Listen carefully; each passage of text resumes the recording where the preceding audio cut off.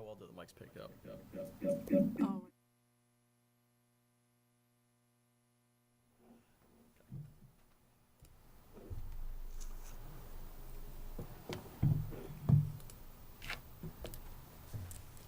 Good evening and welcome to the September 12th, 2024 meeting of the Finance Committee. I'd like to call this meeting to order. Tonight we'll be following the published and posted agenda. We will be recorded via Chelmsford Telemedia and recorded for future viewing. We'll also be available through Zoom this evening. For announcements, just like to let everyone know that next Wednesday, the 18th, there is going to be a discussion on Chelmsford's future strategic planning. There'll be a meeting over at the Elks at 5:30 or 5:30. There'll be opportunity for kids' activities, ice cream, and the ability to discuss the future for Chelmsford. We'd also like to welcome a new member that's joining us for this fiscal year, Steve Kowalczyk. Nice to meet you. Nice to have you here. Thanks for stepping up. Absolutely. Happy to be here. Excellent. All right. Next item on the agenda is our approval of minutes. We have minutes from our meeting of April 29th, 2024. Has everyone had an opportunity to review them? Yes. Yes. Okay. Do I have a motion? I make a motion to approve the minutes of April 29th, 2024. Second it. Any discussion? All those in favor? Aye. Aye. All right. Moving right along, we have an opportunity for public comment. Anyone in the audience this evening or on Zoom would like to provide public comment? Seeing none in Zoom and none here. We'll move along to the appointment of the liaison to Capital Planning Committee. Since Anita's not here yet, we can take a nomination, a vote, and then if we can ask her if she has any. Whatever way you want to do it. I know you love to do it. Well, I'm more than glad to do it. Is anyone else interested in serving as Capital Planning Committee liaison? No? No. I'm fine with you serving again. John, are you okay with that? Absolutely. Just checking. John, I bet you're thrilled. I know I'm thrilled. Is that Sam? That is Sam, yeah. All right. Moving right along, we have a review and discussion of warrant articles 1, 3 through 5, 7 through 15, 17, 19 through 21 for the 2024 Fall Annual Town Meeting. With us this evening, we have our Town Manager, Paul Cohen, our Finance Director, John Souza, and our DPW Director, Christine Clancy. Good evening. Let me pull up your presentation. I also have Harrison Mayotte in a town clerk's office who's going to present on one of the articles as well excellent. on the digital Thank you, Harrison. digitization. So I've got a lot of good support tonight, and of course I've got Sam looking over my shoulder. You do, quite literally. As usual. Exactly. Is he on the angel's side or the devil's side? Yeah, exactly. So good evening, members of the Finance Committee. I hope you all had a good summer. It's hard to believe that we're like 6 weeks away from Fall Town Meeting, but here we are, September 12th, and I've sent you earlier this week the signed warrant from the Select Board. 21 articles. I think it's fair to say that it's a pretty straightforward warrant. There's no zoning articles. There's no general bylaw articles. It's basically a financial meeting, and then with some significant financial considerations, most notably the fire station projects for Station 3 and 5, the West Fire Station at Roberts Field and the South Fire Station on Acton Road. And so we anticipate it'll be a two-session town meeting, and then the intent is that because of the magnitude and the duration and the presentation and discussion for the fire station project, that we'll begin the first item on the second night, similar to what we did in the spring or earlier with the MBTA zoning. Seems to work well, and I've been in communication with the moderator, and I think that's how it'll play out. So that's how it'll go. The article, as I mentioned, is 21 articles. They're pretty straightforward. The first one will be reports of town offices and committees. Obviously, there's no presentation to you this evening, but the plan at this point in time would be We'll provide an update to the town meeting on the number of the capital projects that have been completed and undertaken, per the funding and approval by town meeting. And most of that will actually be carried by our Public Works Director, Christine Clancy, because if you've been anywhere out in town this summer, you've noticed that Public Works is there, and they've had the best weather season for construction that I think we've ever encountered, even to the point of the drought year. I think this has been better. It seems like when it did rain this year, it was always on a weekend, when the rare times it has, and it really hasn't rained in like 6 weeks. So they've been doing a number of work on road paving that's still ongoing, as well as, the high school kitchens and so forth. So that'll sort of be a quick synopsis there. And then in accordance with the town bylaws, our finance director, John Souza, will present the 5-year financial forecast. Obviously, we wish it was a better forecast, particularly in the short run, but we'll present that as required, and then we'll provide a financial overview. And towards that issue of the financial overview and the financial forecast, we will be initiating discussions per the select board and town manager goals, but even in advance of the fall town meeting, because we do see significant issues ahead. We're okay. You saw our free cash was certified by the state today. We're in a sound position.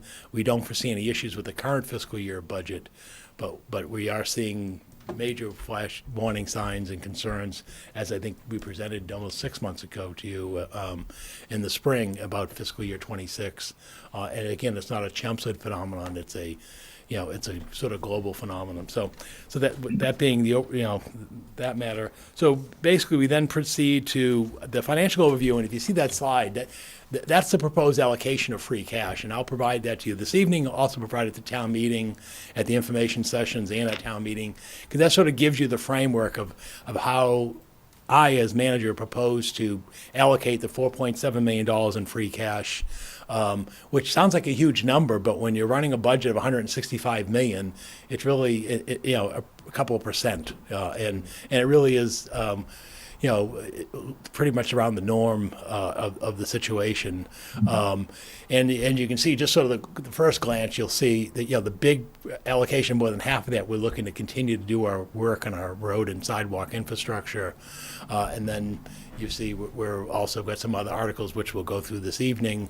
And also finally, whatever remains through all these actions, we'll put in the stabilization fund, given the weather ahead, because, it's the prudent thing to do, and we'll talk about that a little bit later. So that's where that is. So moving on to Article 3, because Article 2 was a petition article, and I thought it appropriate for Article 2 that the petitioner have that opportunity, because it's almost in the form of a resolution, because and I think, and also just out of courtesy and respect, I think that would be an appropriate time to do it, to see, to allow her to present, and then if she wishes to, not stay for the remainder of the meeting rather than keeping her there, that would be fine. So anyway, Article 3 is, sort of customary at the beginning of fall town meeting.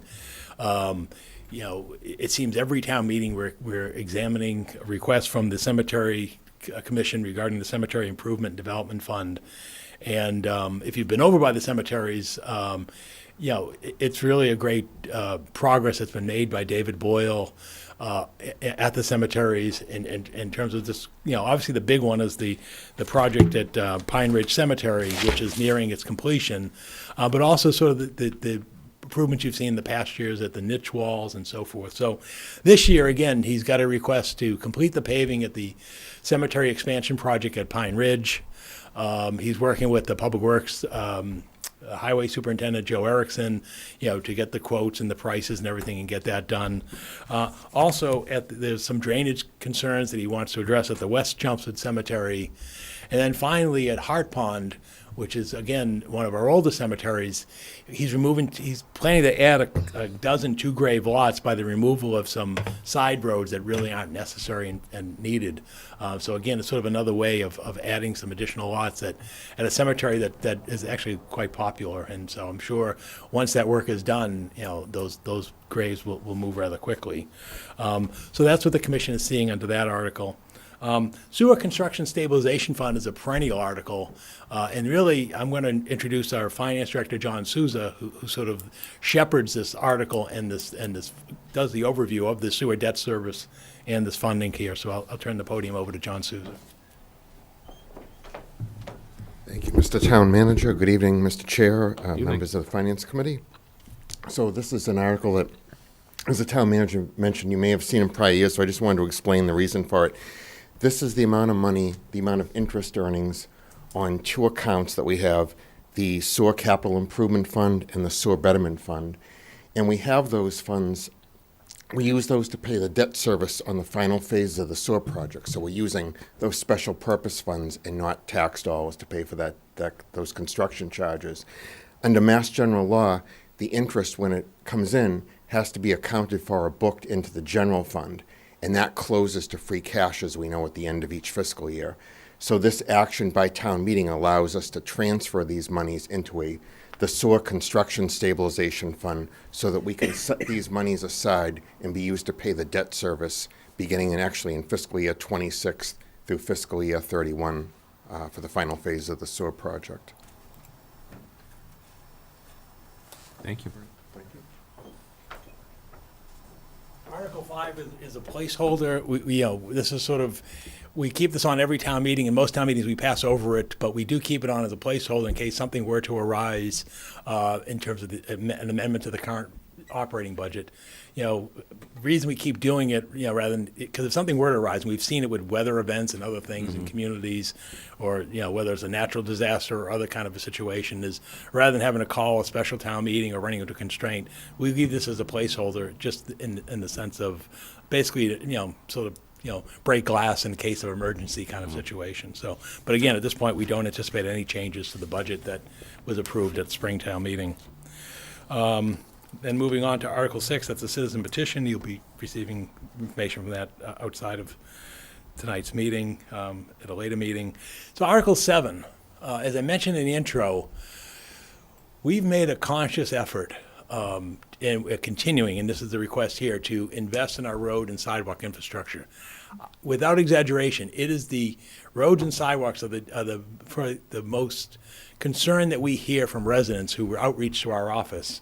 But I think and because roads obviously are, have a limited shelf life, basically due to weather conditions, the amount of travel, and so forth on the roadways. And unfortunately, as you'll see in the presentation, the state has sort of been stagnant on its funding level for over a dozen years. I think it's now 13 years. We've been level funded with what we call the Chapter 90 or the gas tax monies. In funding, direct funding from the Commonwealth. But obviously, we know the cost of road construction has risen considerably in the past few years. It obviously, you have variables that flow with the price of petroleum, so those are built into the contracts. But your labor costs, equipment, and so forth, those costs. In fact, once again, the MMA is conducting, and we're right in the middle of it right now, their annual Chapter 90 survey of communities across the Commonwealth, because what will happen again, as happens every year, the Mass Municipal Association will lobby the legislature for an increase in Chapter 90 funds, as well as a multi-year appropriation. We never get the multi-year appropriation, which would be helpful for planning purposes, but the effort continues. On the funding level. The challenge with that is the gasoline tax is not very popular. As the legislature found out about a dozen years ago when they wanted to index it to inflation, it was immediately repealed by voter referendum at the next biennial state election. But it really is a challenge, and obviously with more electric vehicles going on the roads, they're not purchasing gasoline or diesel fuel, and so it creates even more challenges to the fund. So again, we receive about 1.15 million, 1.16 million annually. That's based on the town's population, our road miles, and our employment base. And again, that's been constant. And then with the passage of what they call the fair share amendment, or what opponents call the millionaire's tax, the state has kicked in because those funds are restricted to educational and transportational uses. And so we've received about $500,000 in funding in the last couple of years since that tax has been in effect. But our sense is it's about a third of what is needed to maintain the roads. And we do keep an active inventory of our roads, and we review the list every year, and Christine Clancy, our Public Works Director, will come up and explain this a little further. But it really is something that, we really want to stay on top of. I think the town sort of was spoiled at a point where the sewer project was the town's paving means. Because if they were installing sewer across the community, which the town did, then basically you were tearing up every road, and they used the appropriation from the sewer project to resurface those roads.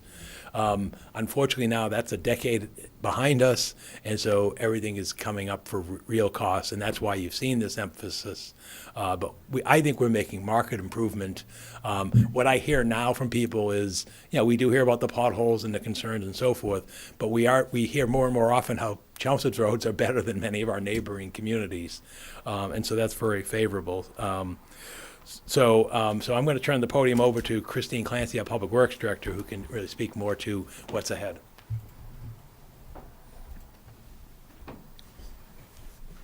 Good evening, members of the Finance Committee. So I want to go over Article 7. So as Paul had said, this is one of our largest infrastructure components in town that does receive a lot of attention. We use different, we're doing pothole repairs, but also we do micro sealing is a recent application we've done. We've done pavement reclamation, which is restoration of the subbase, and mill and overlay. So with this Article 7, requesting an additional $2.5 million would really gets us to where we need to be to be able to maintain really the pavement index that we have. Chapter 90 funding has been level funded over the past 10 years. Just through capital, we do about $775,000 a year between roadway and paving. Just this past year, we did just under 10 miles of paving and 2.5 miles of sidewalk, which was just under $5 million. So we're running at about $5 million to be able to keep up with this pace. We have 187 miles of existing roadway, 46.5 miles of existing sidewalk.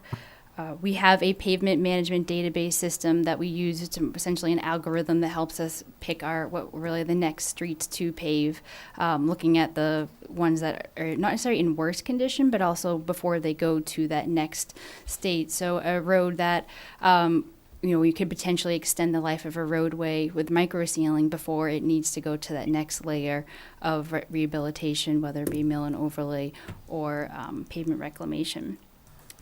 We also just recently, last year, have a sidewalk management sidewalk database that we have all of our sidewalk inventoried, and also that prioritized and planned and really develop a roadmap of how we need to replace our sidewalks and build it out to improve the connectivity between networks and between points of interest.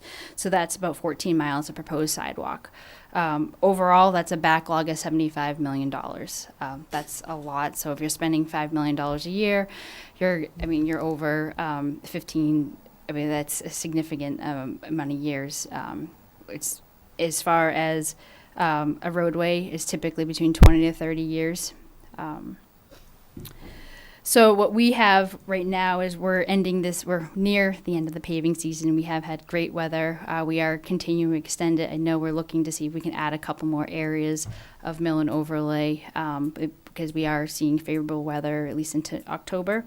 But we have this paving candidate list. So over here you see just about 10 miles of streets that we'll be pulling from, $4.1 million. And then also we have sidewalks. Turnpike Road, we have $500,000 to build out a sidewalk on Turnpike Road between Billerica Road and Warren Ave. That we have $500,000, but really we need an additional $600,000 to do so. Parker Road is also a federal grant we recently received. $350,000, but there's additional funds needed just to complete that work. And then Main Street, I put in here too. Main Street does pop up on our pavement candidate list, but we really want to look at that as a more holistic approach, potentially traffic calming and adding sidewalk between School Street and Groton Road. So we'll with the $2.5 million, we would be going through this list to see how we select the $2.5 million and making a decision. We publish this list typically by January. We put it out to bid January, February, so that we can hit the ground running in the spring. Any questions? One, you knew it'd come. But are you able to spend all this? Can you get enough contractors to do to spend all this? Sure. So, I mean, so this past year, we're nearing $5 million. So this kind of continues with that trend. It is a lot of work. It is also weather dependent. So I would say going back to the previous year where we had a lot more rain, we had a spillover where we couldn't complete everything. So that went into this year. But if weather is favorable, we are looking to get to the end of our list this year. We potentially might add a couple segments if we have fair weather. Do we have people lined up? I mean, do we have long-term contracts or short-term? I mean, how do So we bid it annually. bid it? We bid it annually. We try to bid it January, February. That's the time where people are, or even sometimes December, we'll put out a contract just so that because they're planning the year. We typically don't do a multi-year just because we're planning on a year-to-year basis. Things change over the winter too, or as we go into the winter. And also prices change too. So we try to do a year. So basically we start the contract February, March. Really, we don't really start till April, May, and then we'll run it to October. But if weather is favorable, we'll extend it maybe into November. Thanks. You're welcome. So what do other towns do to help the funding gap? Have you talked to other towns? And I mean, I think a lot of people look to use capital. They look at grant opportunities. I know some municipalities have started having their own sidewalk paving crew. I know Bill Ricka looked at that. We don't have. I mean, we do a lot of work in house, whereas we'll help with. Sometimes we don't do a curb install, but we'll help with some of the demolition. But yeah, I think there is generally a funding gap, and if that's the case, that's why I will say we do look at we manage our paving database, and we have a rating. If you look at some neighboring communities, they're probably in the lower 70s. Ours is just this past year was 78, and we'll update it annually. yeah, because that's what I was thinking is a lot of times there's a classic make-buy analysis, right? So do you do the work in-house? You can break it down into different pieces. Right, and then there's their opportunity to partner with other towns, right? So if there's special equipment that you could pool and potentially have an agreement with the neighboring town, that would reduce the capital outlay and sort of the market for the most expensive pieces of maybe the work. Sure, and it's probably more than just a piece of equipment. You're probably looking at adding crews, so that's just a significant resource. So I think what we've kind of stretched the dollar a little bit by being able. We also do the design in house. We have a great engineering team, so that we do our own survey. Sometimes we do, for some more detail or really in-depth projects. So Turnpike Road that's a new sidewalk that has really a bridge being added as part of the sidewalk. So that's something we'll sub out. But a lot of our work we are designing in-house. Some towns hire a consultant to do that. So that's also a cost savings measure that we implement. I have a question, Director Clancy.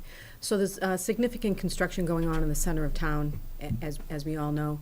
Is that currently in this year's budget fully paid for, or is some part of it coming out of what you're looking for us to vote on? Sure. So the National Grid work that's occurring, that's all a separate party. Mm-hmm. But the paving that is proposed on Cushing Place in the sidewalk, that is already programmed into the FY25 budget that we have. Okay. Oh, thank you. I wasn't asking specifically about Cushing, but I appreciate that. I appreciate that answer. So even in the center of town, so National Grid is the one that's.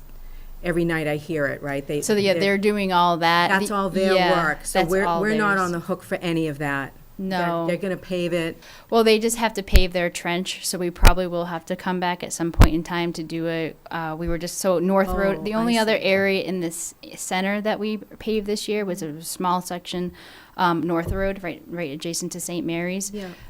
That's been completed. That was really just kind of finishing the stretch of North Road. The center, as far as like a curb to curb, it's not under moratorium, so we don't require a pavement. So they're gonna pave their trenches. Okay. As is required, and then we'll probably be looking, I don't know if it's exactly a few years but it is down the line, we'll be probably redoing the intersection. But they are on the hook to pave what they're digging up? Their Okay, trenches, yes. okay. Yeah. All right, great, thank you. Any other questions? All right, thank you. Thank you.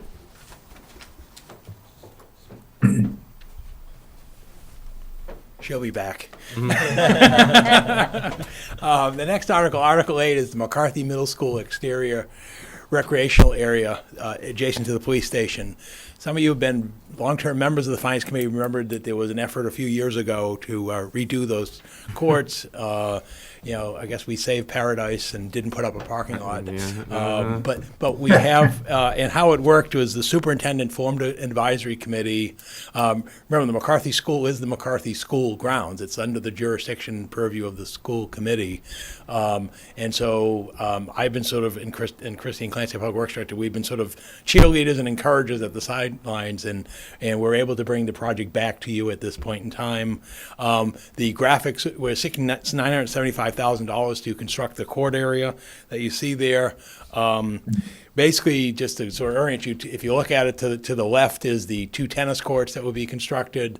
The middle are 2 street hockey, the courts, and then to the right is a basketball court.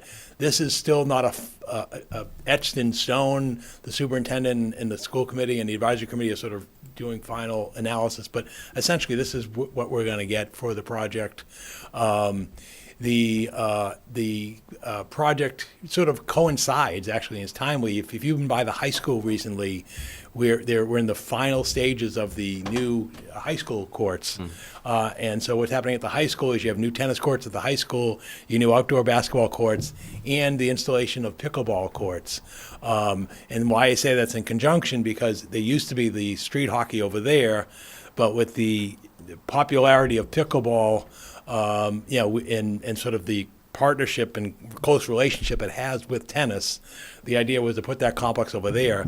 Plus, the other good reason is you may have heard about some noise concerns about pickleball, whether it's for homes on the Cape or communities of Newton and so forth. And so the beauty of putting pickleball at the high school is it's out there, meaning that, there aren't any immediate residences. And so, because we do have one existing pickleball court at Varney, up at Varney Playground, and adjacent to the tennis court, if you go out to past left field at Varney. And believe it or not, people thought it was a good idea this summer to play pickleball in daylight at 6 o'clock in the morning. And we heard from the residents, they're saying, that's not appreciated. So we immediately worked at Public Works. We posted signage out there to restrict the hours, for pickleball, because it does have a different noise than tennis and so forth. So to basically to provide the demand, which there is a demand, even our superintendent plays pickleball of schools. He's a player and it's very popular, and we've heard advocates from it in the community. We think this is sort of the best outcome. So the end product of the high school courts and now the courts at McCarthy will really put us back to where historically the town was, with the courts at both facilities. And the issues of the connectivity of the police station and will be addressed. There'll be a walkway as part of this project. There'll also be a seating area, and so again, we think this is a good project for the community, we'll I think address those who expressed concerns with our earlier plan, which really didn't have as much court area as I think people wanted to retain. Yes. I couldn't figure out where the parking is. The parking is at McCarthy. And so basically, at the bottom of that photo is the parking areas at McCarthy. And so that's how it will be serviced. And then also with the pedestrian corridor, people, if there's an event at the police station, they could then walk along this area. You see that sort of paved pathway to the right of the photo Okay, that so would get people there's, there to the police station as well. So you're not concerned of people trying to fill up the police station area? Because Oh, not for these courts, no, because the beauty of the police station is the 24/7 facility, and so there generally aren't spaces available for the public at the rear of the station at the property line, because the employees who are in there, dispatchers and so forth, are generally in that area. And is this office employees? Will be lighted or not lighted? There's no plans to install lighting here, so basically that's not, and there's no lights at the high school either. Okay. So there's no plans for that at this point in time. Okay, thank you. Any other questions? Okay, great. Article 9 is going back into Public Works, is a replacement of a sewer force main on Progress Avenue, and I'm going to have Public Works Director Christine Clancy return this article, and I think it's going to show you in her presentation the question you had about, well, is the work the town can do in equipment rather than contracting and hybrid, so I'll turn it over to Christine. All right, so Article 9 is to do a force main repair on Progress Ave. We have 41 pump stations in town, and there's connections to Lowell, but also interconnections between the pump stations with force mains, all ductile iron. Obviously we want to maintain this infrastructure. We are embarking on a program to inspect. We have started inspecting all the piping to make sure that it's sound. A lot of this was installed in the 1980s, so 35, 40 years ago. This pipe really should be lasting 60, 70 years, but we are getting some failures. I can't explain exactly why some of this pipe is corroding. It could be some corrosion from inside the pipe. It could be corrosion due to the soil. So Progress Ave is one example. That pipe is 35 to 40 years old, and it's here pictured. This is actually the latest section, July 2024, but we also had a break also right nearby. This picture as shown, there's a pump station, so just probably 50 feet from there, we had two breaks, one in January 2024 and one in July 2024. We did the necessary reporting to DEP. We were very fortunate to just catch them, so it really didn't result in any catastrophe. We had some other issues at other stations. And that, each repair, when you do an emergency repair, that's very costly, because when you get that repair, potentially we could have done at least one of these in-house, but you're basically calling in emergency services because you know what you're going to digging. So we had called in Greenese, and they did these repairs. Both repairs cost about $110,000. As far as having two breaks, looking at this section of pipe that was pulled out, we really need to replace this pipe. We had done some test pits previously, and so we're estimating that it's about 800 feet of pipe that we probably need to replace. And looking at it, when we were preparing for fall town meeting, we were thinking, let's start working on this bid right now. Let's get it out to bid. And then our superintendent, Dan Belkis, he came in and he said, I think we might be able to do it. This is a relatively shallow pipe. We have some deeper sections. We have a good team. So we are proposing to do this in-house, but we still have to purchase the resources. We still need to purchase probably some additional plates. And actually, we're proposing not to put in ductile iron just because there's something happening, whether it be the soil internal to the pipe. A lot of force mains now are with the fused HDPE pipe, kind of like the yellow gas pipe that you see being put in. It does have to be fused. We don't have that fusing equipment, but that's something that we were looking to purchase and have people trained on that. And it's great because we'll be able to retain this equipment for other repairs as needed. The estimated cost is $125,000 for this project, but looking at doing this in-house, we're probably saving at least $150,000, potentially more. We are already actually starting to get quotes for this for the material, for the plates, the fusing. Equipment we need, and so we potentially could start this November, December, as soon as after fall town meeting. Any questions? How old is the old pipe?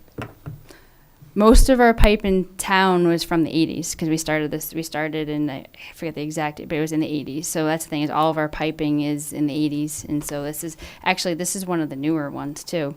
So we weren't really planning to do this.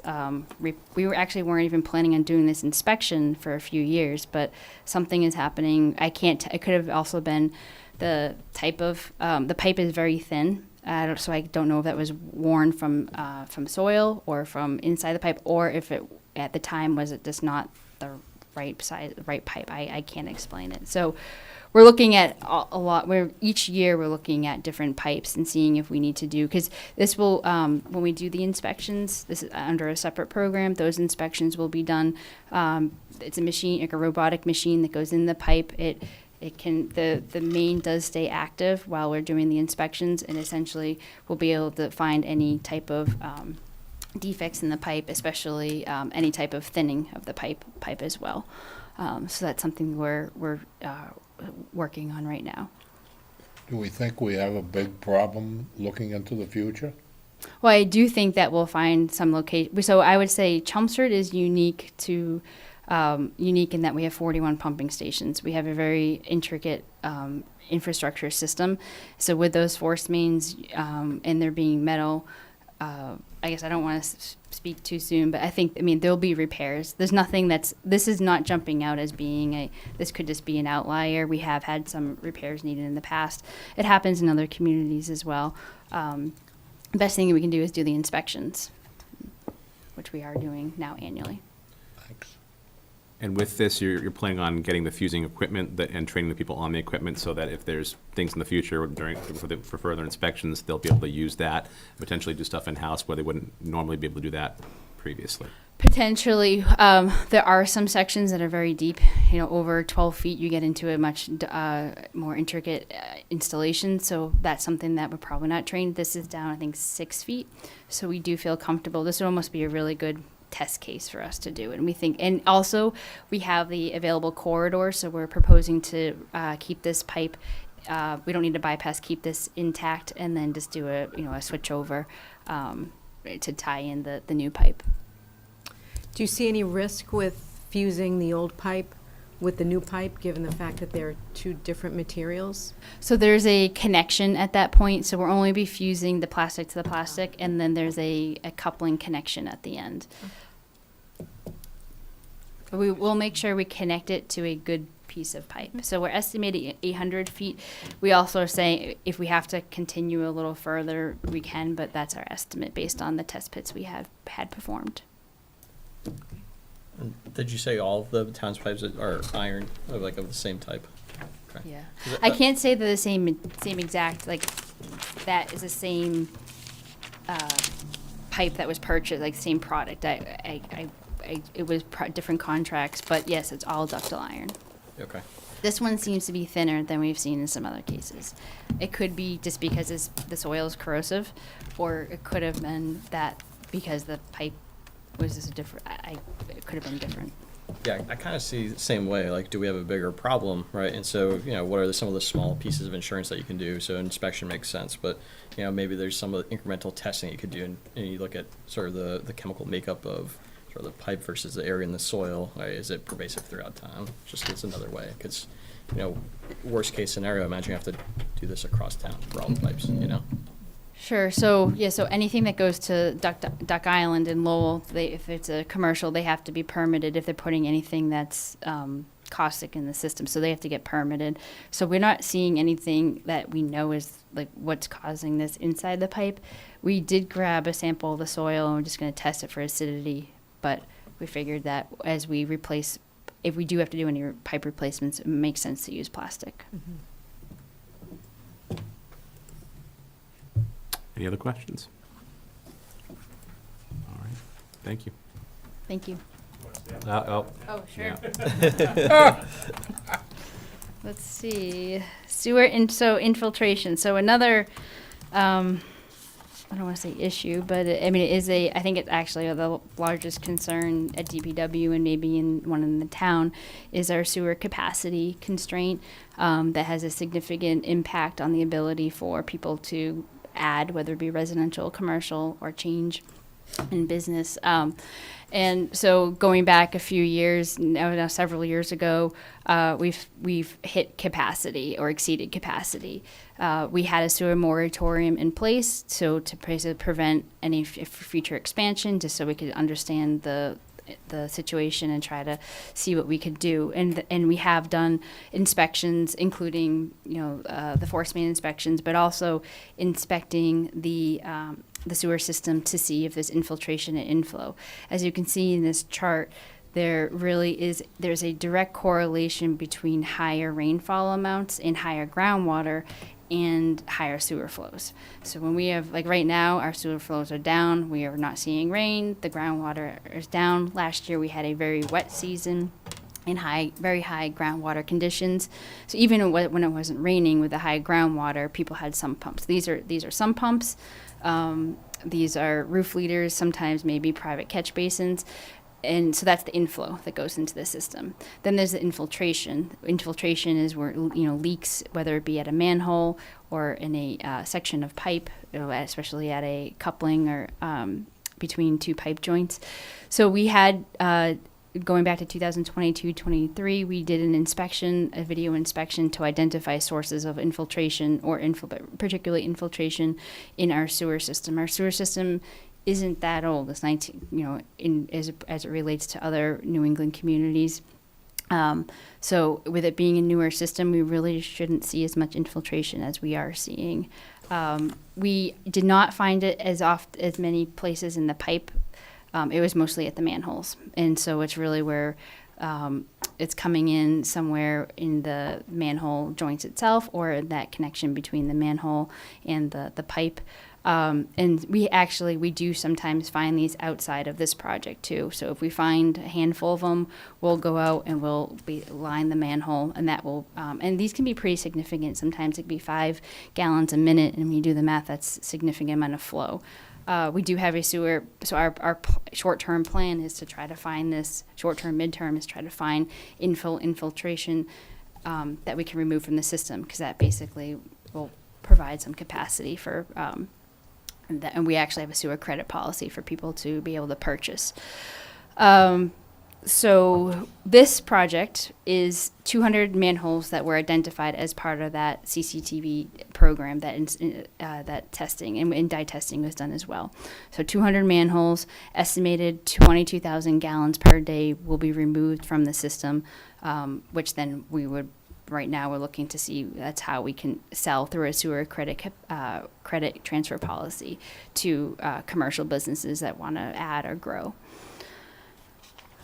This work is already designed because we did allocate some money for design going back to, I think it was fall town meeting, so it's ready to go. We're actually right now putting together the bid dates.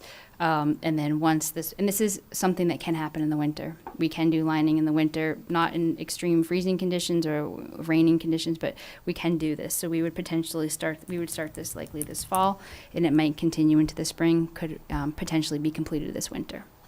And we are continuing, this is something we continue to look for manholes. This is just 200 is a lot. We can't do all that at once. We need to have a project to implement that. Any questions? What is a sewer credit? So we created this, so in lieu of the sewer moratorium, we had the sewer moratorium in place for 2 years, and we wanted to lift that. But when we wanted to lift it, we had to have some way people could buy capacity. So if someone has a change in use and wants to put in a restaurant, and there wasn't previously this is just an example, a restaurant in that space, they don't have that capacity at that business, or that space didn't have the capacity, looking back at our sewer use. So we require them to, we have a whole process of how they have to submit their calculations, but they have to purchase that capacity. And so in order to purchase the capacity, we have to be able to take inflow out of the system. So we basically have a bank that we kind of keep of inflow that we're taking out of the system, and then we're selling it as part of the sewer credit so that people can connect for commercial growth or new businesses coming in town. And does Duck Island say, yo, you're using this much? So we do a check after 6 months to make sure they haven't gone over it. Okay, so every 6 months you check to see if what you think you're putting in is what you're putting in. So, and they do have to purchase based on Title V. So I think they have to purchase. So yeah. So if they go over it, then we have a measure where we can say you're using more than you were allocated. That hasn't happened yet. What percentage, if we were at capacity and we do this, what percentage are we at then, after this? So In other words, how much capacity did we add? So that's a big unknown, because you can see the fluctuations. But I think that, I mean, if you look at some of these fluctuations where you're going from, I would think it's, 10-15% is what we're trying to find, at least right now. We're doing a lot of other, so this program, 22,000 gallons of 3 million gallons, that's a very small amount. So that's a tiny amount. But we're doing other programs. We also have a private inflow removal program where we've asked people to come forward if they have some pumps to participate in the program, because some pumps can be reallocated to or redirected to a storm drain or to another point of discharge in the backyard or. So we're also doing that as well. So there's other programs. So right now, we also are just beginning a smoke testing program. We just had that awarded at Monday's night select board meeting, where we will be, and this is required by DEP, we'll be testing a certain area. This is actually the same area that we CCTV'd, and finding illicit connections, and we'll have to follow up on those. So because we're so early in the investigations, I can't give an exact percentage, but I hope it's like 10, 15, 20% is what I hope, I guess. It's hard to tell because of groundwater. There's so many variables. We also are upgrading our flow metering systems to have more real-time updates on the flows, so we can correlate flows better with rain events. And we also are adding rain gauges to that. So I think with that information too, we'll be able to hopefully pinpoint how much infiltration inflow is associated with the actual. But if you look at just the percentages from a dry month to a wet month, I would say at least 20-15%. But you have to be able to find it, and so we're just starting that. Any other questions? All right. Thank you. Thank you. Our next article, Article 11, is another return to the town's efforts on digitizing records in the community. We've in the past, we've spent considerable time preserving and maintaining the use of our historic records, and that has been successful. And now we've really got to, basically expand that effort to basically all departments of the community. So I'm going to turn the podium over to Harrison Mayotte, who's sort of shepherding this project in the town clerk's office, to sort of give you a description of where we've been and what we're proposing to do. Good evening, Mr. Chair, members of the Finance Committee. My name is Harrison Mayotte. I am the Departmental Support Coordinator for the Town Clerk's Office, here to speak on Article 11. For the past several years, we have worked to improve the preservation of the town's historical records in the Town Clerk's Office. These efforts have included environmental and physical preservation efforts. Modernized vault and archive room configurations are some of the things that we have worked on, including more space-efficient shelving, implementation of climate controls, dry fire suppression, and restoration of high-risk historical records. During the restoration efforts, the Northeast Document Conservation Center scanned these records, and they are available on Internet Archive or the town's website, but they aren't easily searchable in their current format. Also looking throughout the building at other departments, the building department is facing some space constraints. Looking at the image that's on the screen, the large rolling shelves in their office take up a significant amount of space. The goal with their department area is to free up where the shelves are currently and relocating those records to a more spacious and controlled environment. The LLO3 storage area is currently used for planning and zoning permanent records, and we would look to use that opportunity for better organization and consolidation of the land use related files. Even with organized physical records, locating specific files, particularly older ones, can be a slow and time-consuming process. Staff spend valuable time searching through the paper records, which can delay internal workflows and responses to public records requests. With a strong document management system, all digitized records will be indexed and searchable, allowing the staff and public to locate the documents instantly online and with no risk to handling the physical record. The long-term goals with this project include the digitization of the permanent departmental records that we have throughout the town, ensuring that digitized records are fully searchable, fully indexed for easy search, creation of a public access portal for easy retrieval for staff and the public, consolidation of building, planning, and zoning files, and clearing space in the building department's office. For phase one, our request is $300,000.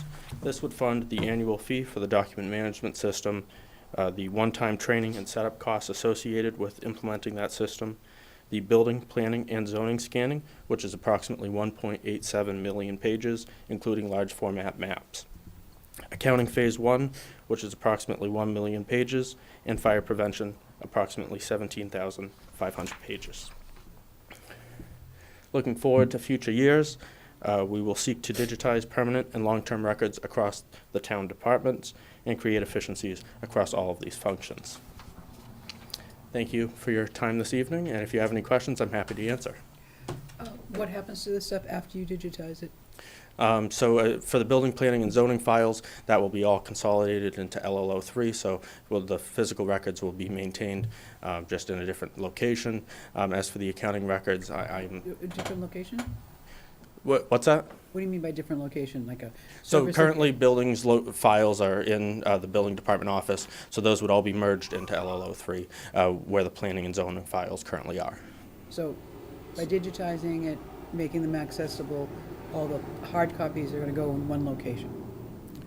That's correct. They're required by statute to keep the original copies, but this way, you'll be able to search digital Yes, no, copies, no, yeah. I was just wondering if it's, Yeah. because a job I had a while back, we had a location that you scanned it, it went, and then it went to that place that had fire suppression somewhere else.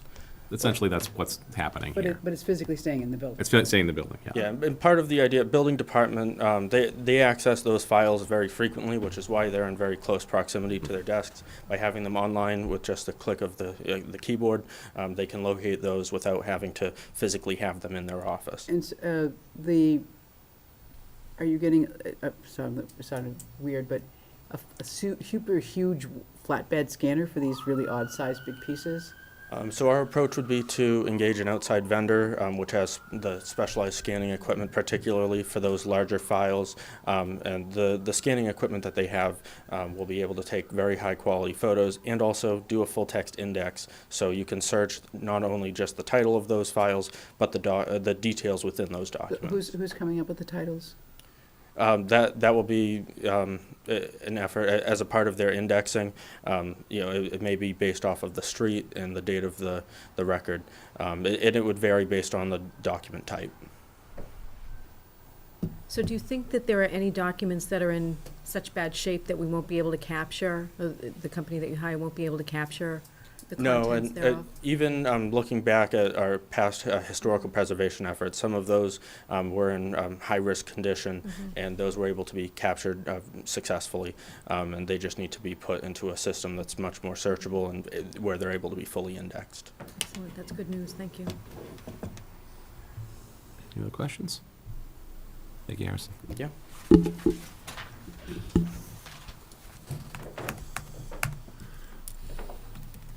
Thank you, Harrison. Moving back now to our next request is sort of an area of growing concern in the community. Is invasive species and tree inventory, and our Public Works Director is also the tree warden in the community, and she's been working with the tree committee, and we're trying to do a pilot program. So I'm going to ask Christine to come up and sort of explain what we're trying to do here and how it will go from this initial foray.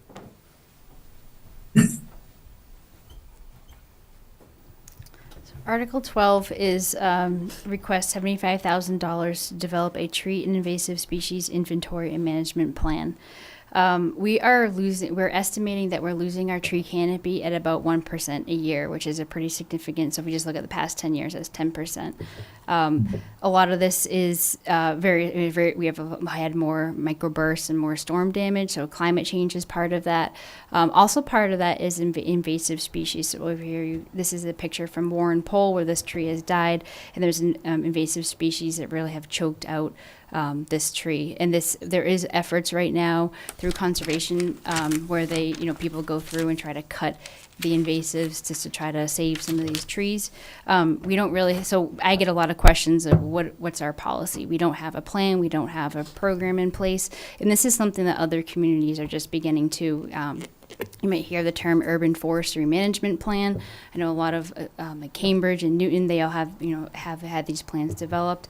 Westford recently completed a similar plan to what we would be looking, and really will help develop a roadmap of doing an assessment of a portion of our streets. I'm estimating about 20 miles of roads, potentially a little more, and then also some of our town properties, and taking inventory assessment too, so it'd be certified arborists, and seeing how we can protect and maintain the existing canopy or these existing trees, but also how to also identify areas where maybe we could grow trees, because we have funds annually where we try to plant new trees, and so trying to find new canopies. But the invasive species part is a newer part that communities are struggling with, both in the right of way and also on town-owned parcels, and how do we manage them?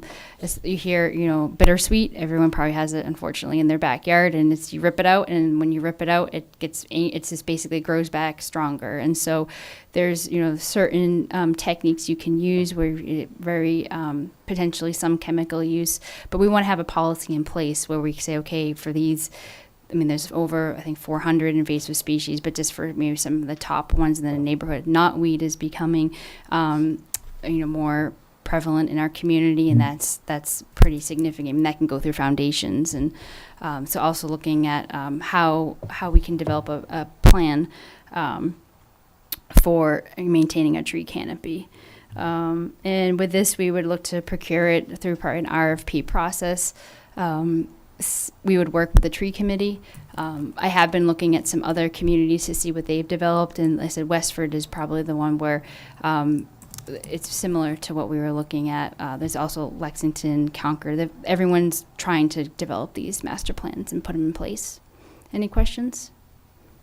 I know this is getting ahead of us, but would you be eventually giving like regular people? Because goodness knows I fight with the bittersweet every year.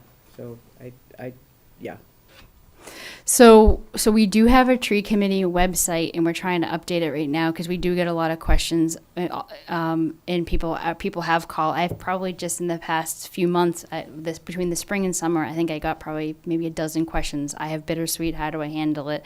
And without like Googling or looking up some literature, it'd be great to have more of a documented policy or something we could help provide a guidance. So that is one of our goals, is to provide some more public outreach too, because protecting public right of way is obviously our focus, but it's important, if you have bittersweet on private property, that can, go into the right of way. So it would be great to provide that information for other people as well.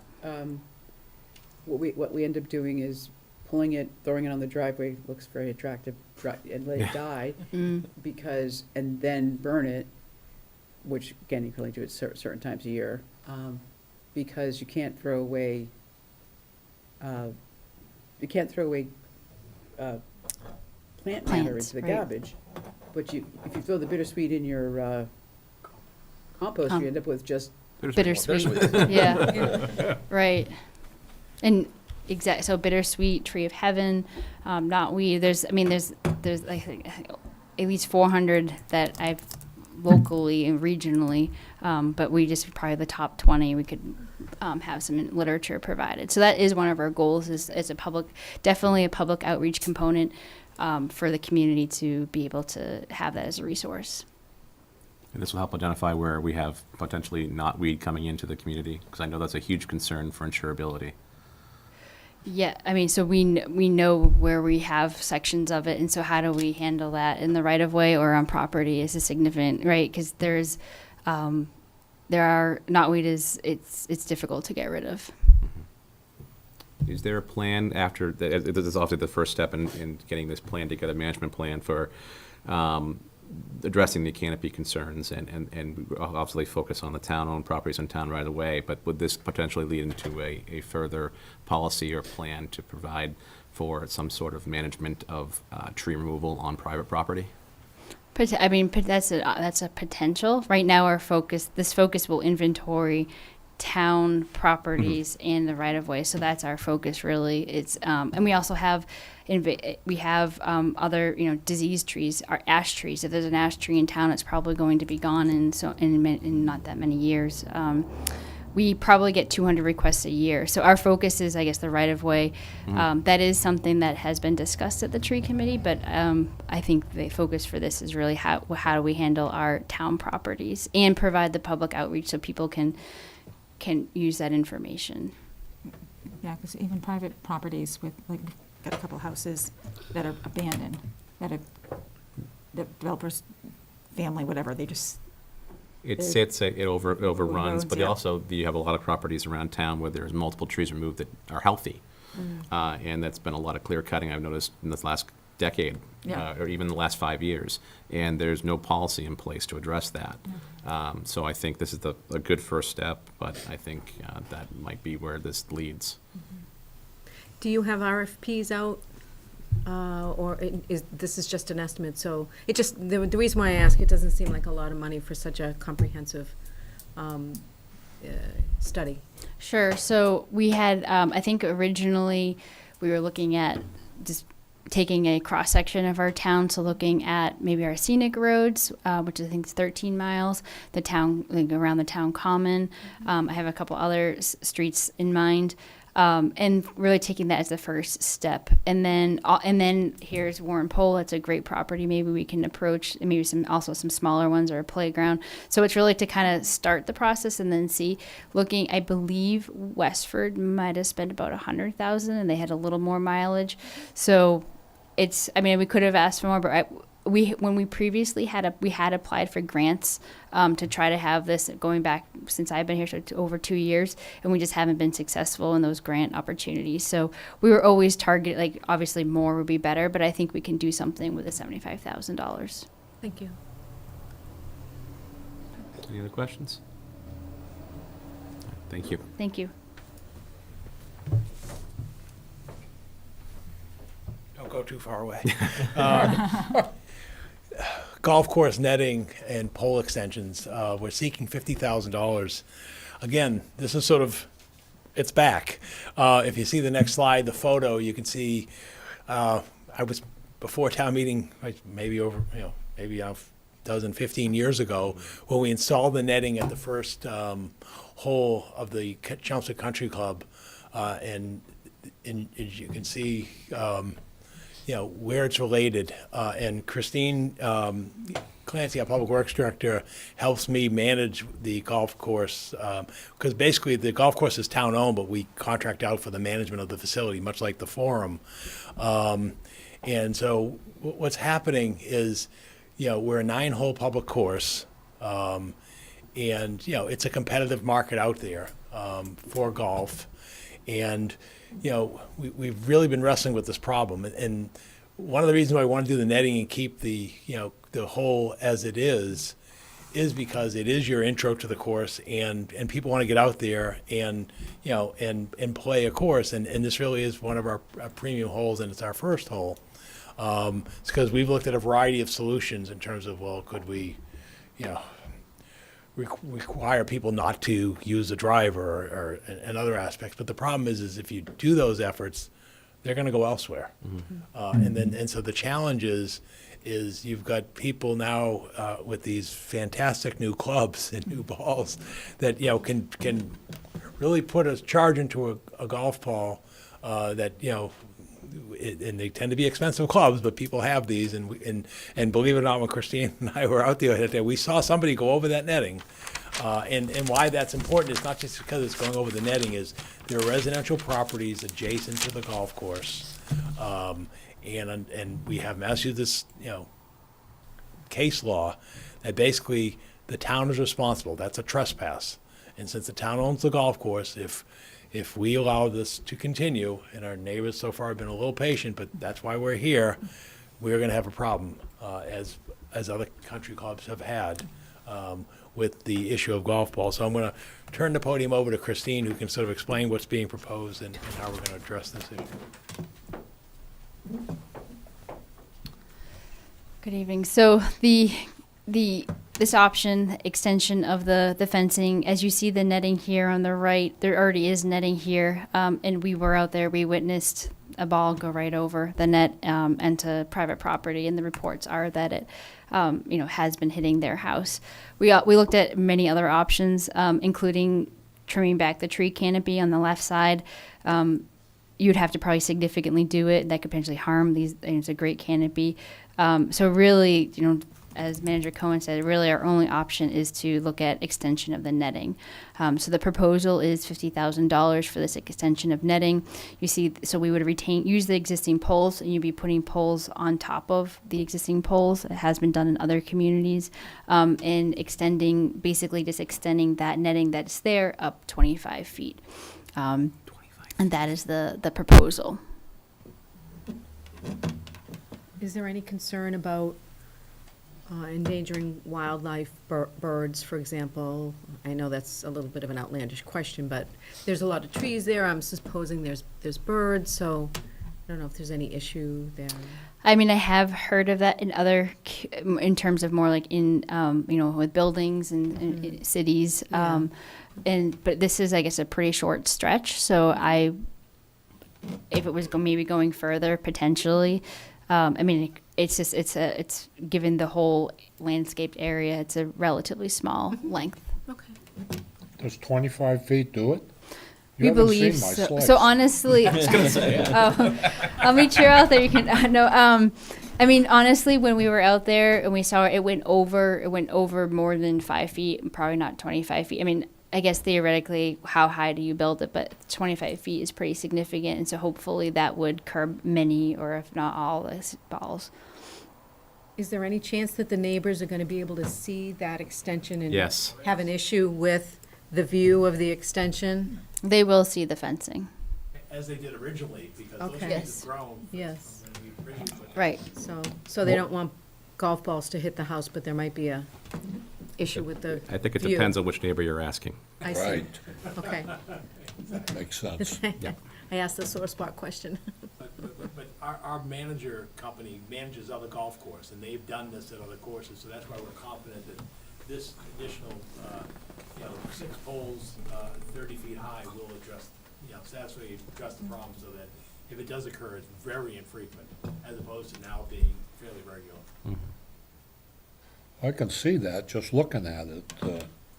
And they have done, so we have signage out there just asking people to, just be mindful of neighbors. But like I said, when we were out there, first person up there hit it right over. And They didn't intend to. I don't think they intended. That's my point. No, the house that's there is pretty close to the line. You can't see it in this picture, but the house that's there is probably 25 feet from the netting itself. Yes, and I believe Sterling Management is the one that receives the complaints. So they have been documenting. This isn't just like, so there have been instances that it's been documented. And so with that documentation, we do need to do something because it is trespassing.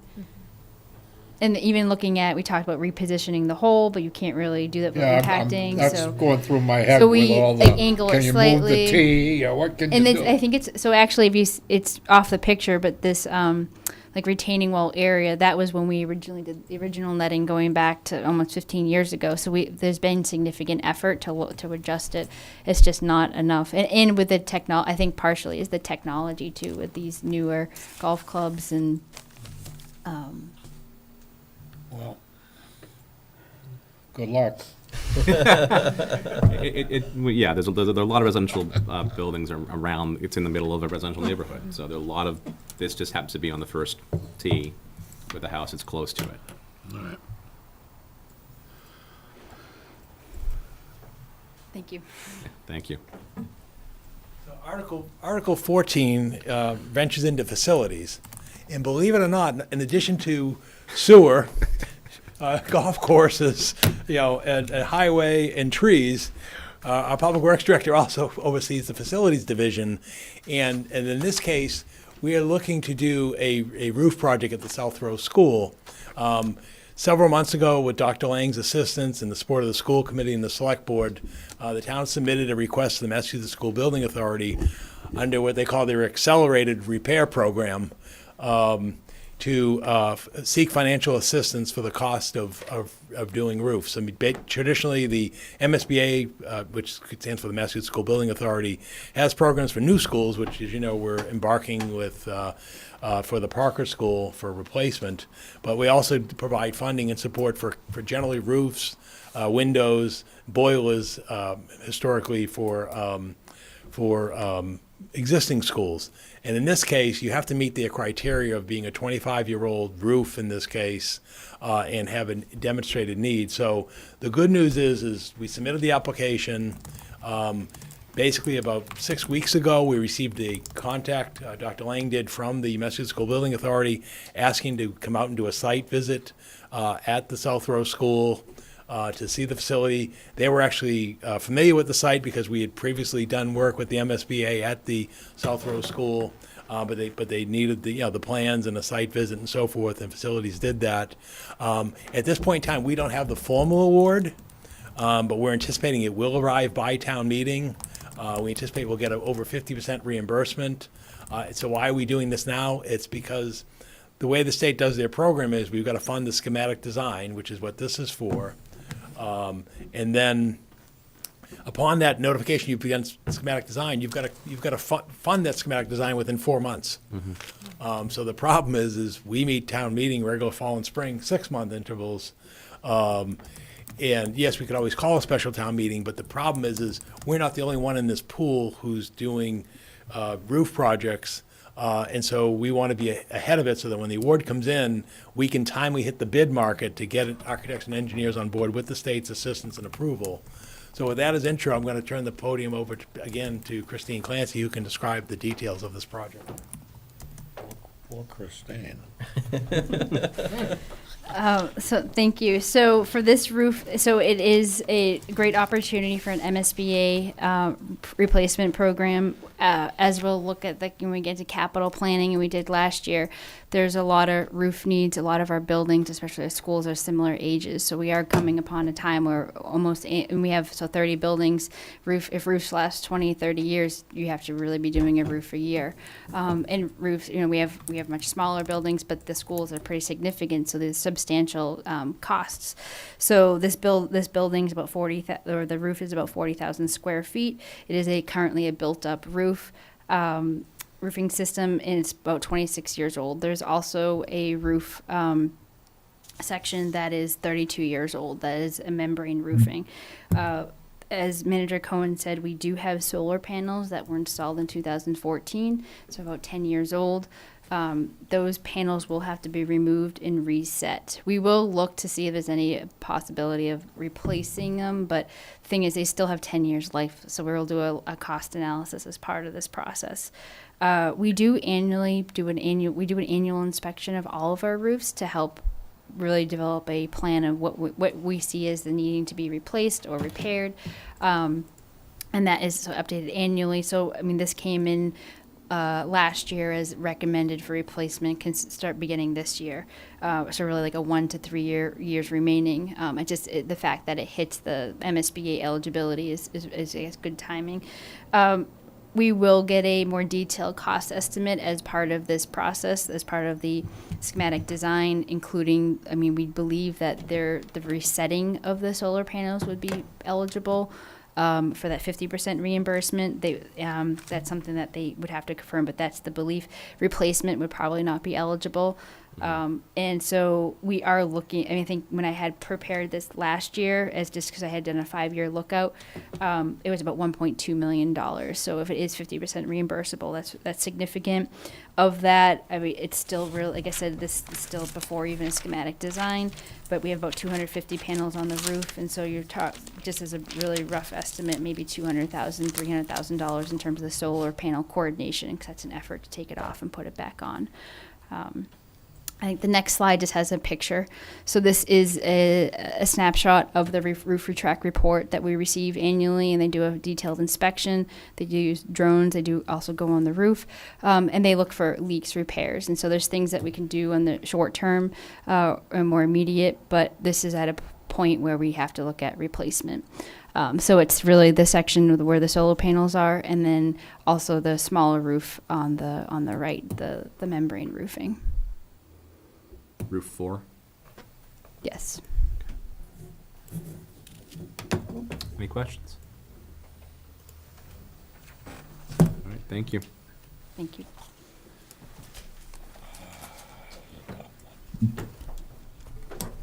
I wish I could tell you we're going to give the rest of the night off, but I'm not. No. We're kind of coming back.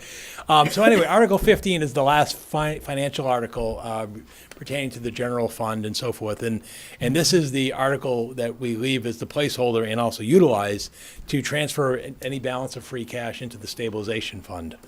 So basically, at this point, we're asking if everything we requested this evening were funded as proposed, we would have a balance of $560,482 in free cash from the 4.7 that was approved by the Department of Revenue, and we're proposing to put this into the stabilization fund.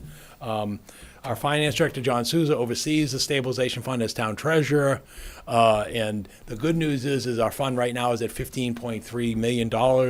What's helped this fund in recent years and has helped John and helped the town's budget is interest rates. Short-term rates have been high. I think we've hit the peak of that, and it's going to go down because if the Fed, as expected, will do a rate cut, the 5+% on the Treasury bills and so forth will go away, and so that will moderate our earnings in the future, including the stabilization fund.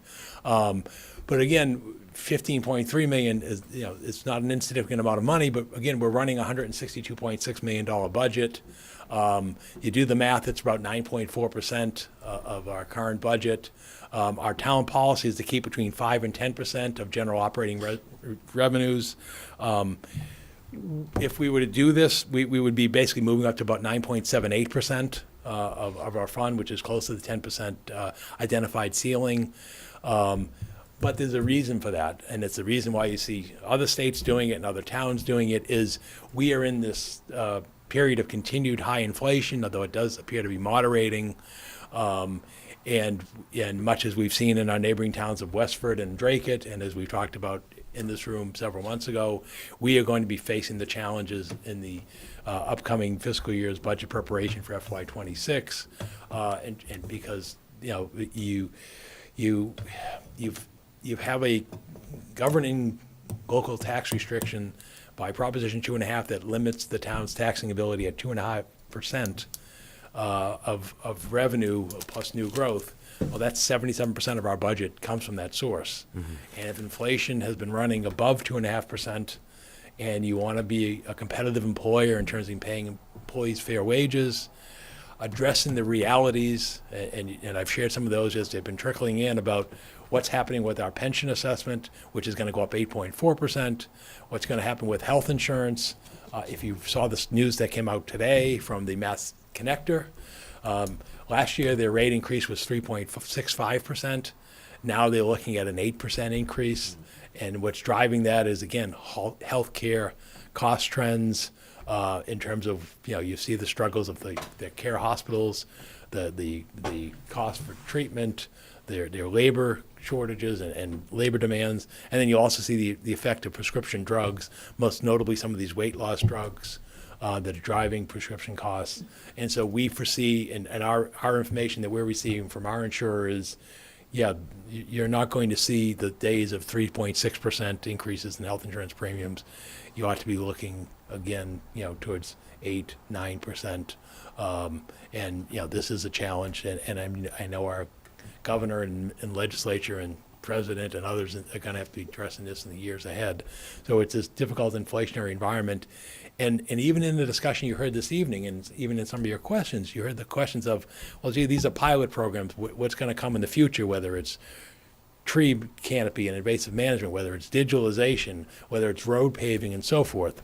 And as our budget gets tighter, those demands don't go away. And as I said, we'll be fine this year, and we'll have free cash next summer. But after that, it's going to be a challenge because, we'll be sort of increasing taxes and expanding and reducing services, but still having this need. And that's where the stabilization fund comes in, much like the state's rainy day fund comes in. And so what I expect is, it's a long-winded way of saying, I think the town's going to be drawing from that fund, not to maintain daily operations, but to address particularly some of these, capital needs in the future. Because what will happen is we'll be constrained in terms of the ability to fund it, but we still need to fix the roads, take on these roof projects. We meet monthly with the superintendent of schools, our public works director, facilities manager for the town and the schools. And we've done remarkable work, and Christine is going to provide a summary of that at town meeting, and many of you have supported us on that, and Dave's going to keep doing this on capital planning. In terms of, the high school roof will be completed in a matter of days, and before that, we've done the McCarthy kitchen, and the high school kitchen. We did the McCarthy kitchen, we did the Parker School. We funded elevators, and those projects are still coming. But we know the list, and just remember, we were in this room talking about the flooring at the senior center, and so forth. Those things are still coming, and that's why, we're proposing what we're doing, and that's why, as you can see, I'm utilizing all the free cash under the articles I'm proposing, and therefore, some of the other requests that are going to come before you on petitioned article, namely, I am not recommending to be funding, because I just don't think, I understand what's being requested, but I just don't think that's the best course of action for the town right now. Because we really have got to stay on top of this in this environment. We've also been fortunate with our free cash that we've had 2 mild winters in the past 2 years. I hope we're going to get another mild winter, but reality is, we know that fluctuates. Just like, I wish we had this last 7 weeks in January and February. It would have helped us tremendously. So anyway, that's what we're seeking here, is to transfer the balance at this point, again, the minimum of the $560,000, but if other articles are defeated, we would just roll those savings into the stabilization fund. You say, well, why not just leave it as free cash? The reason is that under Mass law, free cash and stabilization fund can both be used for any lawful purpose. The difference is stabilization fund requires a 2/3 vote. Free cash is the majority vote. So that's why that's why we do that in Chelmsford. I can't take credit for it. It was done prior to my arrival, and I've continued that tradition. But that's why you'll see other communities will have different balances in free cash versus stabilization. We've always swept everything into stabilization, and that's what we plan to do with this article. So thank you. I don't know if you have any questions. If we then move on to Article 17, Article 17, this one will be real quick. This will be one of those consent agenda items. This is a rescinding of a previous Community Preservation Fund article that is being placed on here by the Community Preservation Committee. The town back in 2019, basically 5 years ago, funded a facade program for buildings in the town center and Vinyl Square, and it's just never taken off. I mean, it wasn't helped that shortly after we were in COVID. But even since then, we're just not seeing the investment effort and requests from businesses. And so basically, they're going to rescind the article and then transfer those funds back to the Community Preservation Fund. So again, that'll be a quick placeholder. Then once the community does Article 18, which again, David Hedison will be in to present to you at your upcoming meeting. Then Article 19, I'll speak to this one. This is a request from the Chelmsford Water District. And basically what they're seeking, and there's a lot of words, you can see a lot of maps, but basically what they're seeking is, they're seeking an easement to basically transfer water through a main that would go from Smith Street Wells to the Crooked Spring Treatment Plant. And basically why they're looking to go across the town property is because if they stay within the right-of-ways, the cost for them for this project would be exponential. So that's what's being requested here. Obviously, it needs the blessing and support of the school committee, because the school committee has management, care, custody, and control of the school properties. We've obviously had our engineering crews do with it, examine it. We're comfortable with it. But as you know, they're incurring significant expense, treatment of PFAS and basically the most effective way to do that is to move water from Smith Street, to Crooked Spring. So that's what's being requested here. And what the next pages are just pages upon pages of graphic design and terrible small print. You gotta follow the easement. That follow the easement. Again, starting at the Parker School, across the high school, and then over to McCarthy, and then coming out on North Road. So that's what's being requested with this article. Again, it's reasonable, and obviously if the town were was running the water district, it'd sort of be an internal function. Here it's an external function, and we've always worked in partnership, and I imagine if any water district or any, our partnership would work both ways, and if we can ever be of assistance, because at the end of the day, it's the same payers. These are in this case a subset of the town as a whole, to address their water treatment needs. So that's what's happening there. Article 20 is a transfer of parcels to the Conservation Commission. And in this case, we've got a half dozen parcels. And where this originates from is twofold. One is the Warren Pole land, but the other 5 really originate with John Souza, our finance director. As finance director, he has the blessing of taking collections and tax titles and then tax possessions of basically low-value parcels that are usually pretty darn wet and of low value. Otherwise, people wouldn't readily give them up because we all know the value of land in the community. So what this is several months ago, John circulated a list to the Conservation Commission and said, hey, do you have interest in these parcels that only have wetlands and conservation values? They reviewed the list, approved it, but the key one is the first one is the Warren Pole land. The Conservation Commission has been managing the property since the town's acquisition of the property under general purposes. At this point, the commission has briefed the select board on the conservation restriction effort, which will be going out to the state shortly, I think by the end of this month.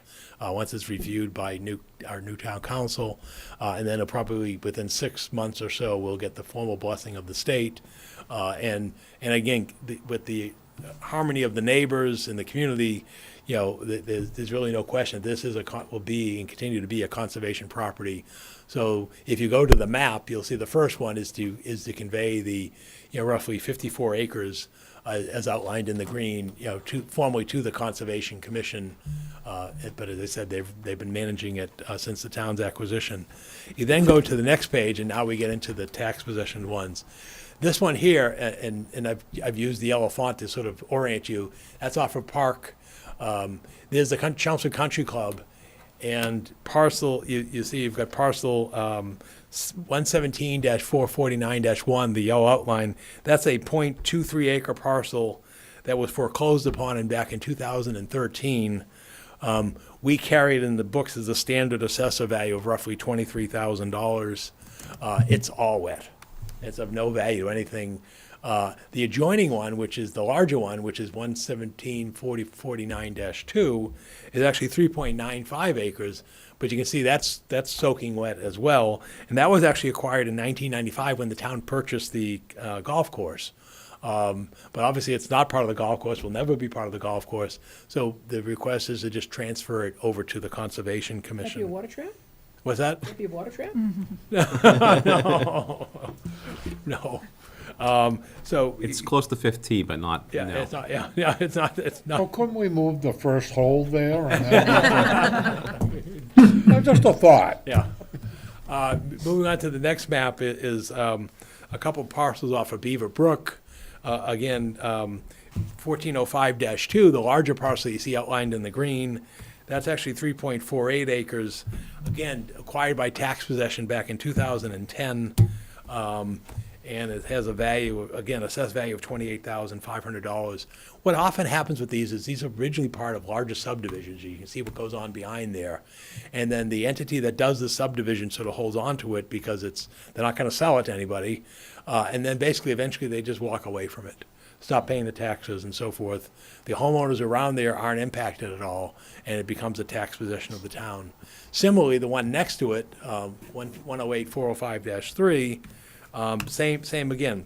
acquired the same taking in 2010 by the town. That one's 1.15 acres. It's smaller, although it has the same rough value of $25,700.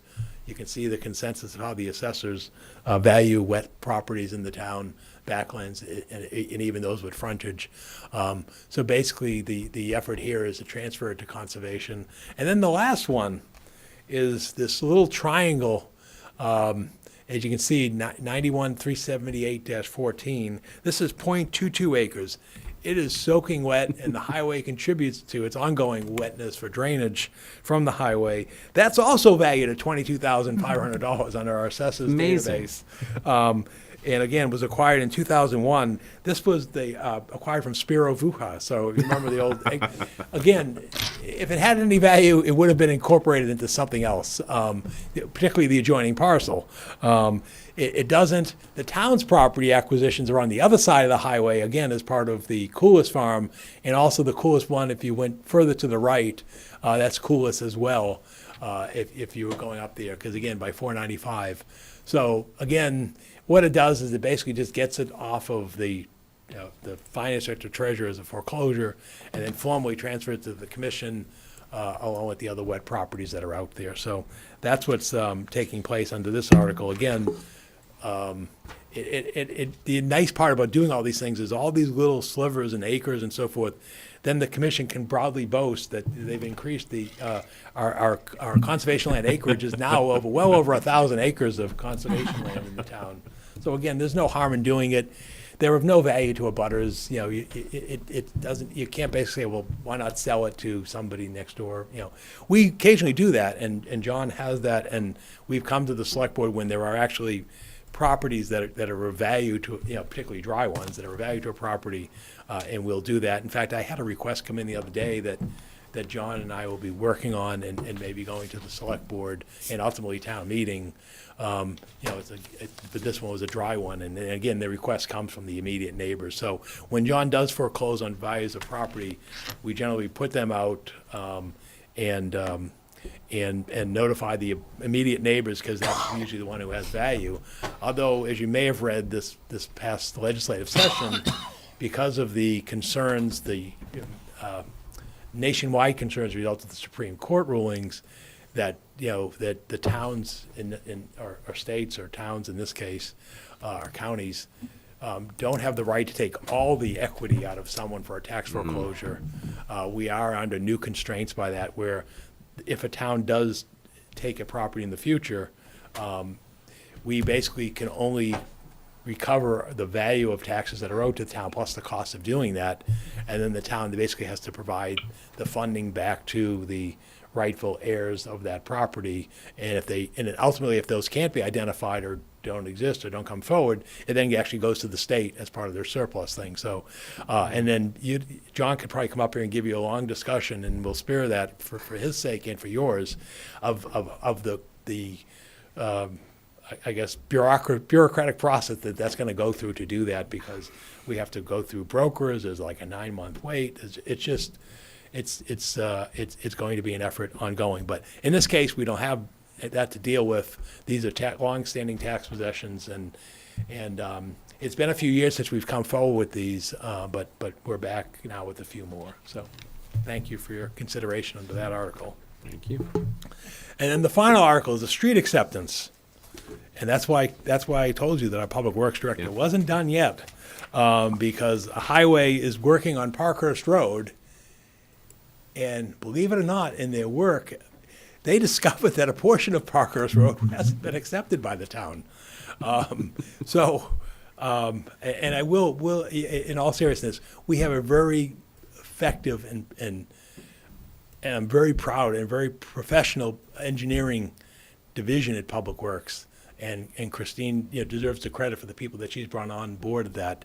And I'm going to ask her to come up here and explain what's being requested and how this came about, because as you've noticed, they've been out there working on Parkhurst, putting sidewalks in and resurfacing.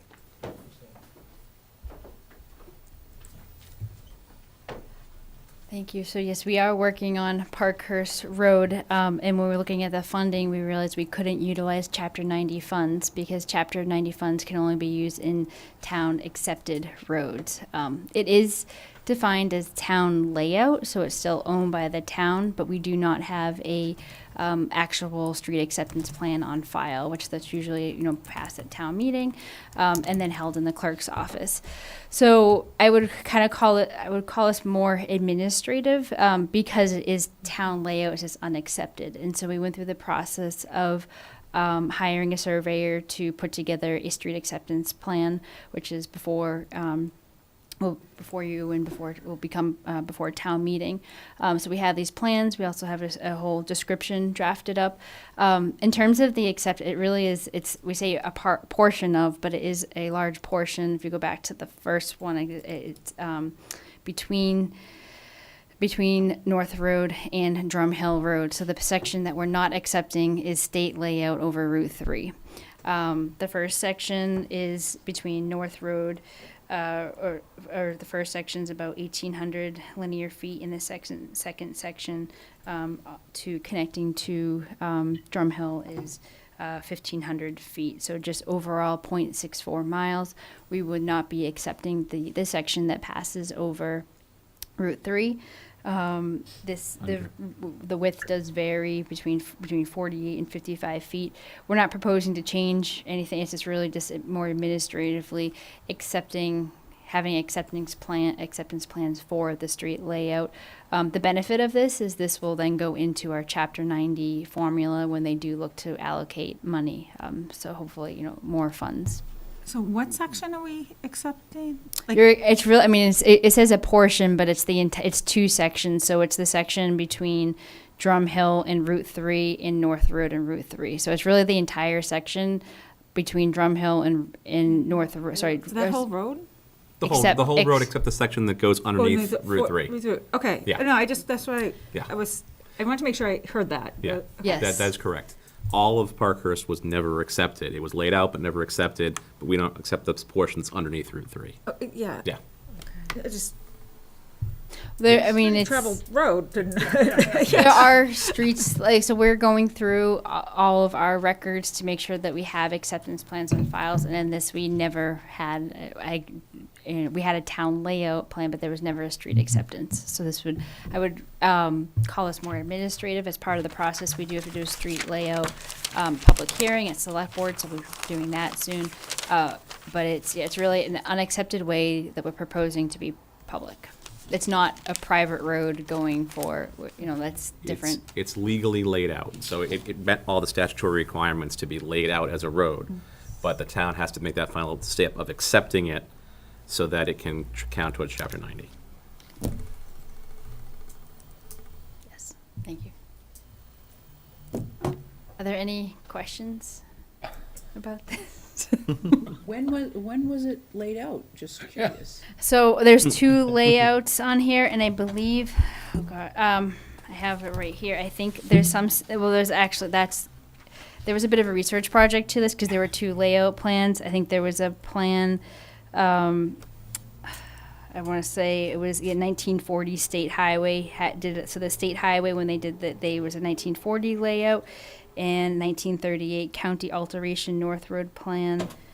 I want to say there was another year, I believe it was 1938. There was a later plan in 1932 Westwood Road County Baseline. So there's various plans. This is some. Everybody in this room was not grown up at the time to make a decision, so we're good. Born. This was really a research project very for much a licensed surveyor to basically put this together to be able to put together a street acceptance plan of the previous town layout plans or county layout plans that were prepared, or state layout plans prepared. So did we find this out, or did you apply to the grant and they found that out? We have a list through our pavement management database program. We have a long list of all of our inventory, all of our streets, and it's listed as unaccepted, accepted, or private, and this came up as unaccepted. Oh, So we I do see. have this noted, and we knew we had to do it. We knew we had to do a street acceptance, but we planned capital funds for it, so it was still town property, just wasn't something Chapter 90 that eligible. Will we lose the grant? Is there enough time to? So the work that's being done right now is paid under the capital. Okay, I see. Mhm. So, Okay. so it doesn't really. So the grant is no, it's okay. Yeah, and we don't, when we get the money each year, it's a reimbursement, so we don't Oh. pre-plan how we're going to, we have a list, but we actually propose reimbursement based on the actual money spent. So we look through each month in the paving season to see what streets were done, making sure that lines up with the, what the state has accepted.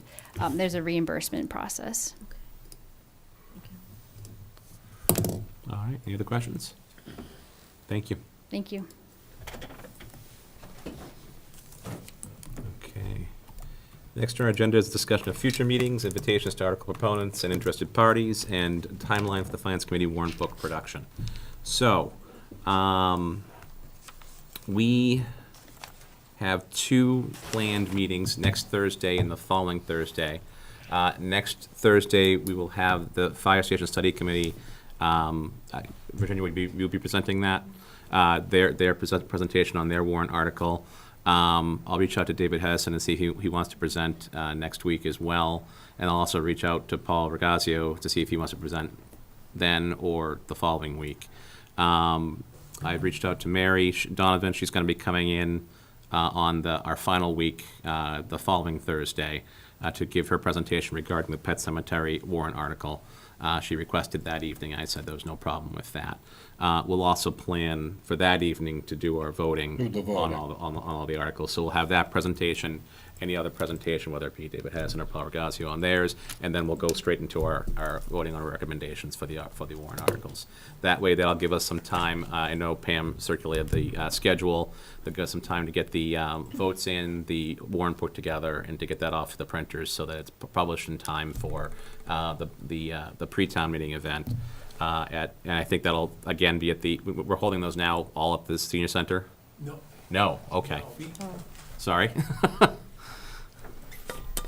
Normally, we'll be at the senior center, but because they're doing an HVAC project at the senior center, we will be doing the information session at the North Town Hall once again. Okay. But I'm assured by Facilities DPW that we will be able to have town meeting at the senior center on the 21st. That would be a concern. That would be helpful. Because we had that one COVID year in the Chelmsford gym, and that was tough. That was awful. The high school gym was not fantastic. Okay, perfect. So that gives us our timeline and what we're looking forward to in the next couple weeks. Another opportunity for public comment. Seeing none and seeing no one in the Zoom room. No press. One of these days I'm going to take that off. We had a period of time where we had a reporter in the audience always that had questions, and that hasn't happened in quite a few years. So I will entertain a motion to adjourn. Make a motion to adjourn? I Second. second it. All in favor? Aye. All right. See you by next week. Is there